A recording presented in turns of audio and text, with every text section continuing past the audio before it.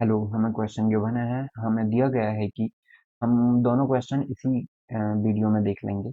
हमें गिवन है यदि vector A cross vector B का whole square plus vector A dot vector B का होल स्क्वायर इक्वल टू में 144 है, तो वेक्टर ए इक्वल टू में 4 है, तो वेक्टर बी का मान आपको बताना है कितना हो जाएगा। ये आंसर भी गिवन है, इतना आना चाहिए। ठीक है, तो हम कर रहे हैं क्वेश्चन नंबर 12 सॉल्व। यहाँ पर हमें गिवन है vector A cross vector B का square plus vector A dot vector B इसका स्क्वायर इक्वल टू में कितना गिवन है 144।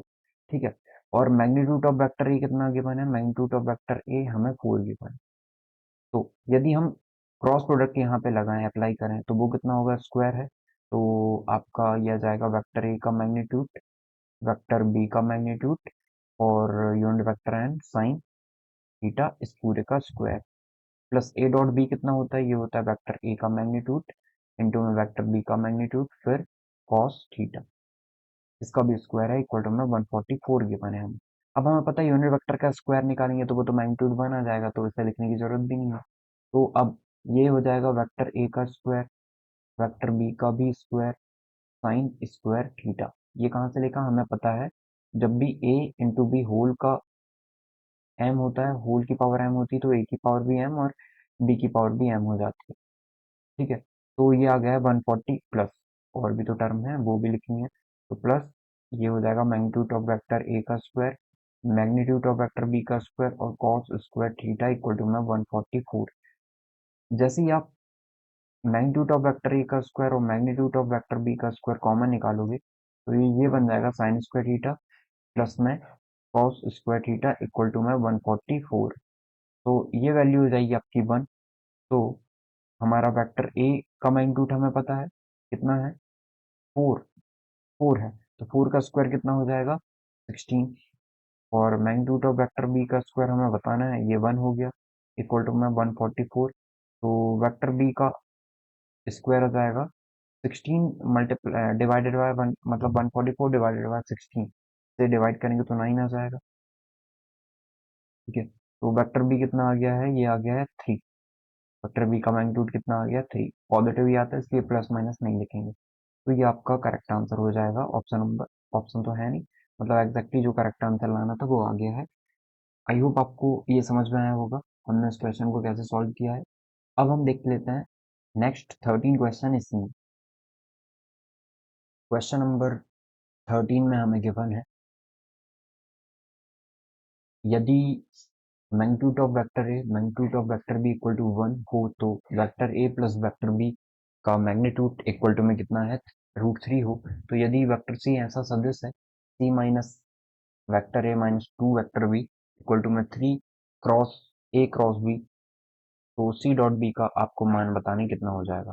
ठीक है, तो हम सॉल्व कर लेते हैं यहाँ पे साइड में। ये है क्वेश्चन नंबर 13 का सॉल्यूशन। क्वेश्चन नंबर 13 का सॉल्यूशन। ठीक है, तो यहाँ पे हमें गिवन है वेक्टर ए हो चाहे वेक्टर बी हो का मैग्नीट्यूड कितना है 1 है। ठीक है, और हमें एक और चीज गिवन है vector A plus vector B का मैग्नीट्यूड कितना है √3। ठीक है, और हमें किसकी वैल्यू बतानी है, इसकी हमें वैल्यू बतानी है vector C minus vector A minus 2 vector B, तो सी डॉट बी की वैल्यू बतानी है। एक और चीज हमें ये गिवन है। ठीक है, तो हम इस क्वेश्चन को कैसे करते हैं, हम यहाँ से एंगल निकाल लेते हैं इन दोनों के बीच का ताकि हम इस पे पुट कर सकें और फिर ये इसकी आसानी से सॉल्व निकल जाएगा। ठीक है, तो वेक्टर ए इसका स्क्वायर कर देते हैं, तो ये कितना होगा मैग्नीट्यूड ऑफ वेक्टर ए का स्क्वायर, मतलब स्क्वायर कर दिया बोथ साइड हमने, तो magnitude of A square magnitude of B का स्क्वायर हो जाएगा plus 2 vector A dot vector B हो जाएगा और इक्वल टू में आ जाएगा 3। ठीक है, तो वेक्टर ए इसका मैग्नीट्यूड 1 है, 1 का स्क्वायर 1, बी का भी 1 है, 1 का स्क्वायर 1 और 2 डॉट इसका फॉर्मूला क्या होता है vector A dot vector B का मैग्नीट्यूड और कॉस थीटा दोनों के बीच का एंगल जहाँ पे थीटा की वैल्यू है 2 हो जाएगा। 2 उस तरफ पहुंचा देते हैं, तो ये आ जाएगा 2 वेक्टर ए वेक्टर बी का मैग्नीट्यूड 1 1 है, तो 1 का मल्टीप्लाई करेंगे तो कॉस थीटा आ जाएगा और 3 है माइनस का, ये 1 और 1 2 होके इस तरफ जाके 2 हो जाएगा, 3 में से 2 जाएगा 1, तो कॉस थीटा की वैल्यू आ जाएगी 1/2 या थीटा की वैल्यू यहाँ से हम बोल सकते हैं कितनी हो जाएगी, वो हो जाएगी पाई बाय ठीक है, 5/3 हो गई, 60 डिग्री की वैल्यू है ये, cos 60 होता है हमारा, है ना। अब हमें पाई/3 मिल गया। अब यहाँ पे देखते हैं,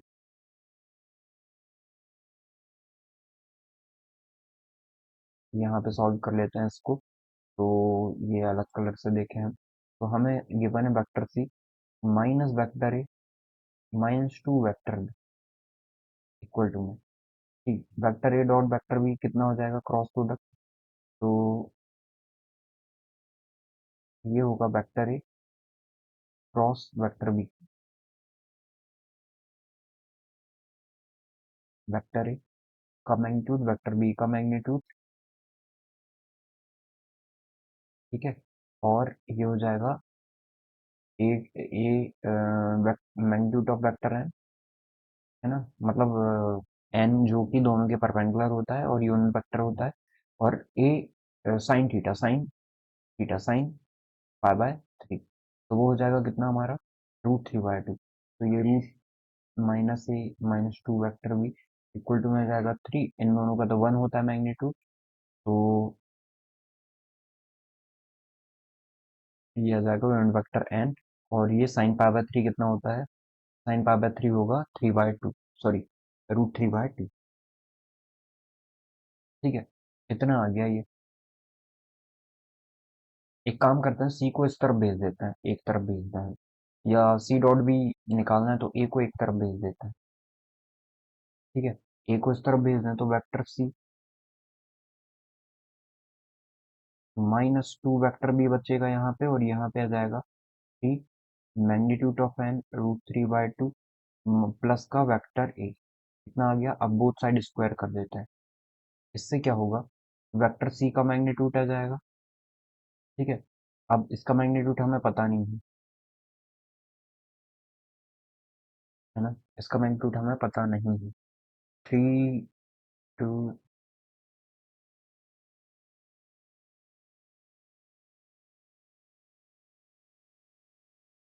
तो हम एक काम करते हैं यहाँ पे, अब यदि हम ना इससे करेंगे तो फिर हमें वेक्टर मतलब मैग्नीट्यूड ऑफ सी भी चाहिए होगा, तब आ पाएगा। मैग्नीट्यूड ऑफ सी फिर अलग तरीके से निकालेंगे तो लॉन्ग मेथड हो जाएगी।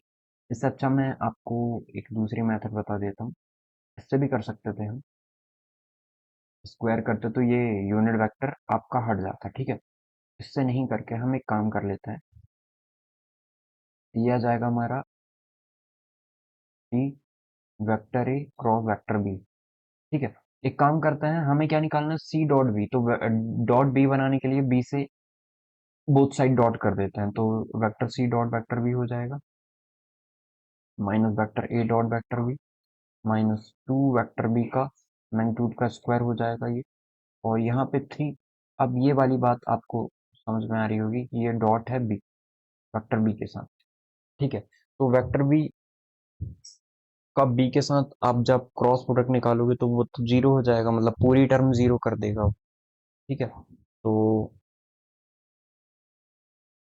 अब हम देखते हैं इसको, तो ये कितना आ जाएगा, C vector C dot vector B, तो ये हमें निकालना है, इसको एज इट इज रखते हैं, minus vector A dot vector B है, इसकी वैल्यू हमने निकाल चुकी पहले से, vector A dot vector B,